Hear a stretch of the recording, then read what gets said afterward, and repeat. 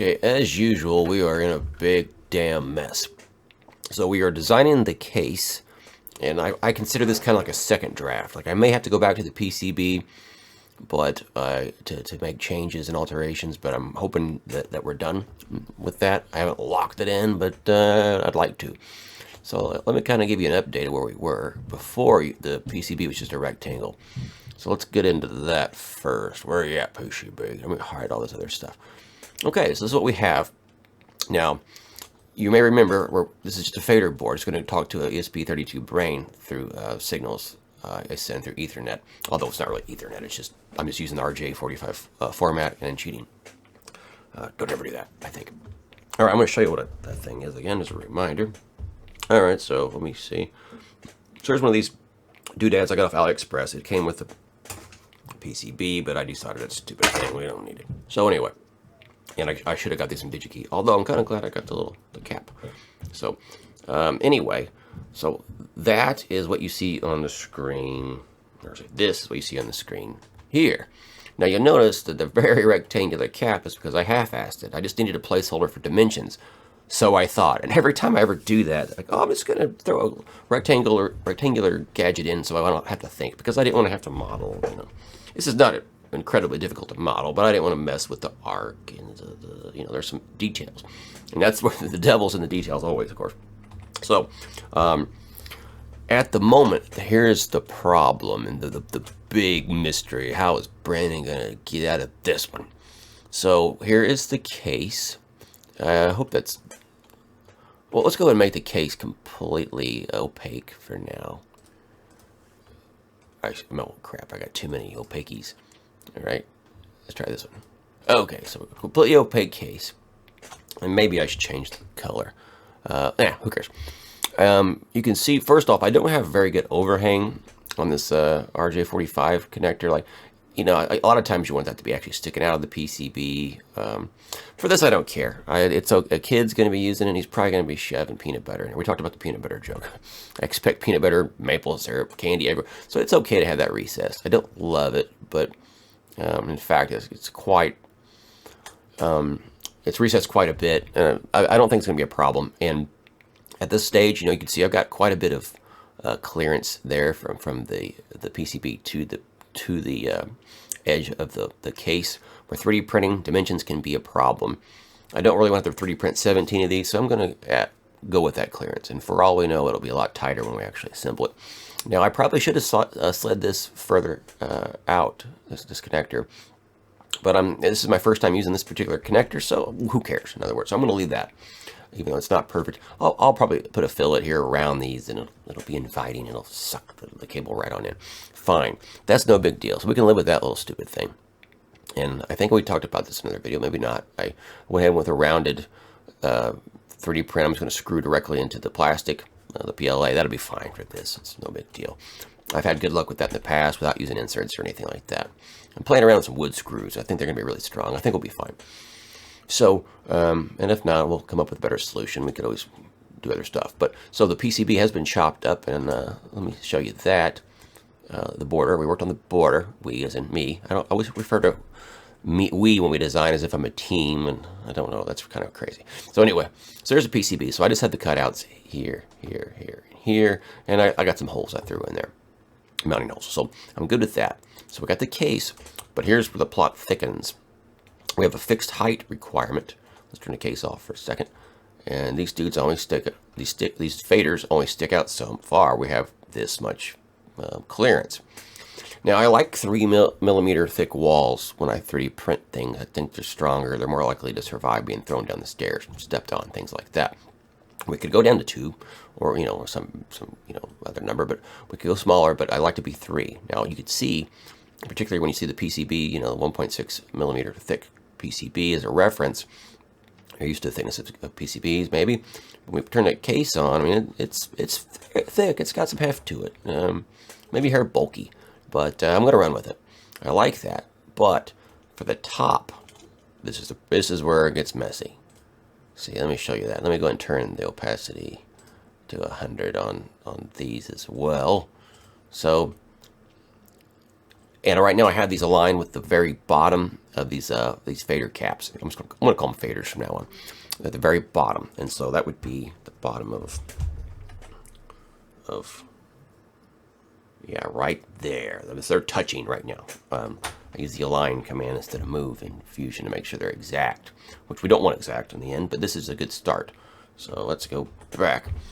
So here's the big mess I'm in.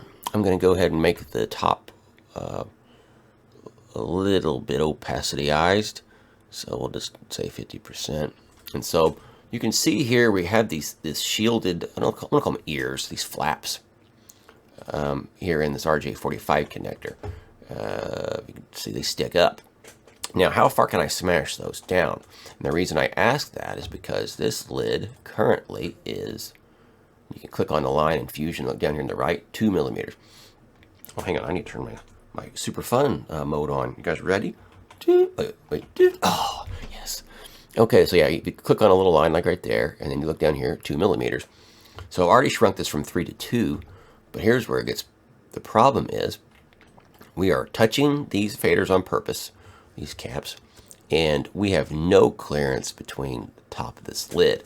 Now here's where, I mean, you could say, well, so what? Just cut you a little gap right here to make room for those, and smash them down or cut them off, grind them off with a Dremel. We're only doing one, of these, I guess. Although I don't like that rule. Like if I had to do 100 or 1,000 of these, who am I going to pay to grind those off? I mean, I could go with a different connector. And maybe that's kind of one of those Rev 2 things. We're in Rev 1 mode, so maybe we could just make it crappy and not care. But I don't know. Oh, so I don't know. So maybe for now this is safe. But here's the thing with 3D printing. If we were to cut a slot here for these, and let's just say we don't have to go all the way because these are smash downable. And those are just for shielding, for shielding the case. And I just watched a video. Oh, what's his name? It's Robert Fahrenheit. He's one of my favorite guys. I got to find this guy. Maybe I should look for it really quick. I always forget his Hartley. Rick Hartley. Let's see. Rick Hartley. Lee PCB. Yeah, that guy. So Rick Hartley is just talking about RJ45 connectors are absolute shit. And as far as EMC is concerned, electromagnetic compliance. So we're looking for noise. So anyway, these are probably worthless anyway, most likely for actually reducing noise. So if you were actually like touching these to a metal case, all I know about EMC, I mean, I've read books on it, but all I know is I don't know very much. In other words, I have to hit the books if I was going to get serious about this. And so for a plastic 3D printed case, they have no value. So there's that. Now, at the moment, this connector, let's make the case itself opacity-ized, less opaque, I guess is the word, not opaque at all. So you can see we have these plastic, there we go, these plastic feet that stick out of the connector. We're going to ignore the metal, that'll all be trimmed, and who cares, I don't feel like trimming it in 3D model mode. But you can see we're pretty much down, we have some clearance, but not much.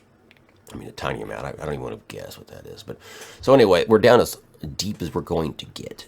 Now, I could grind those, but once again, we're back into this whole, well, if I mass produce these, what am I going to do there? So it's going to be very snug getting this PCB in. And so, and you could say, well, why don't you just make little recessed holes, like little slots? Well, and these will have slots eventually, like as you can see the slot in the fader itself. Why don't you make some little recesses in the 3D print on the top to make room for these faders? And then why don't you make a little recess on the bottom for this dude?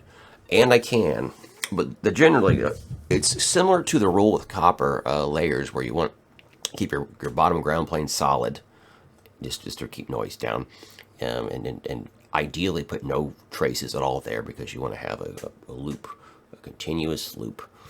And again, that really only applies to high frequencies and stuff. But regardless, you want to make it where there's never an interruption in that ground plane. And we can get into the details on that later. If you have questions, just ask. But I know a little bit about that. So it's one of those general rules. Well, in 3D printing, the general rule is have a flat surface on one, and then do all your cutouts and your recesses on the other, if you can. Otherwise, we pretty much have to use supports, and supports megaballs. So, in other words, I could cut a recess in right here. Let's just say megaball. Well, let's just freaking do it. I'll just kind of half-ass it here and not get serious about measurements, just to kind of give you a taste of what I'm talking about. But So I'm just going to draw a quick crappy rectangle here. Let's just say we could smash them down that far. I'll finish that.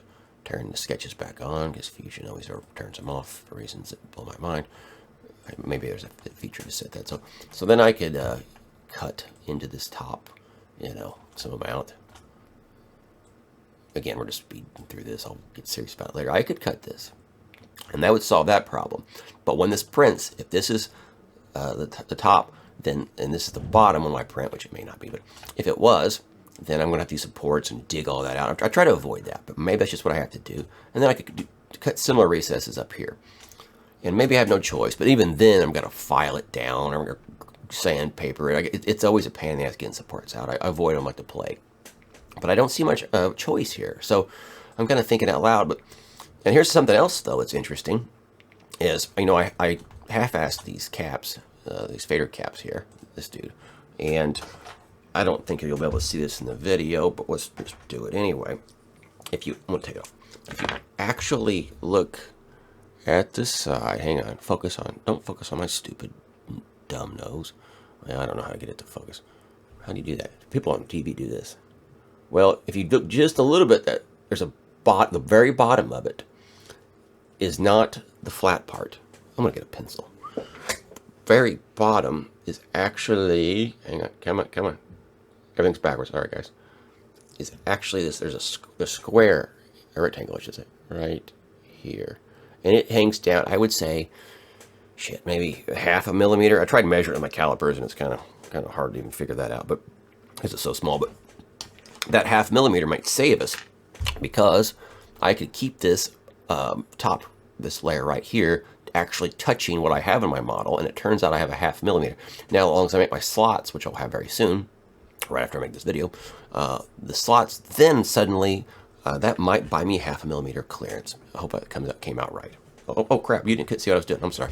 So I have this top here, and so since what I'm basically saying is this bottom of, hang on, this is important. Turn off lid. Turns out the bottom of this fader cap, as seen in my model, is not actually the bottom, because I half-assed a damn model. I should have put a little more time into that. I've got about half a millimeter that I didn't know about. And so that may save me, where I don't have to actually put the recess in both the top and the bottom. Maybe I can just keep the top flat, and then when I 3D print, I'll 3D print upside down, which is good. You want the smoothest part you 3D print. Whatever you hit is on the bed is going to be like smooth, baby back, something like that. And whatever's on the top will be rough and kind of crappy. So you want to actually print upside down. The top of the body should be the bottom of the 3D print. Does that make sense? So anyway, if it doesn't make sense, please ask. I'm trying my best here. So anyway, that's kind of the mess I'm in. So maybe that'll save me, and I can just go for it. And maybe just by shrinking the top down a few, tenths of a millimeter, maybe that will by making it thinner, that will solve the problem. But it really is tough squeezing all these components in it, and it's just because this RJ45 is a lot taller than I thought.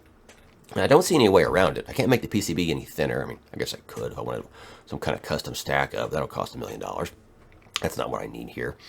And the other one is I could shop around for a different connector that would solve that problem. But I already got connectors, and it's like I don't want to just and I'll buy them by like say 10 at a time. Well, I don't want to spend $30 on some other size. So anyway, it's interesting how these things come back to haunt you. So I committed to a connector. We're going to stick with it, but it comes at a cost. So anyway, we'll see how this goes. But I will cut me some slots in the top for these faders, because these faders will slide. I don't have them in Fusion. They're just rigid, and that's because I don't care. I don't need them to slide. I guess it'd be cute for the video, but so I'm going to cut some slots so these guys the faders can actually do that thing. And I guess this will have to be this little bit something I just have to 3D print 10 times and adjust. But right now I definitely don't want to go thinner than 2 millimeters if I don't have to. So that's where we're at, and I guess I'll see you in the next installment of Max's LED reading light. Out, guys.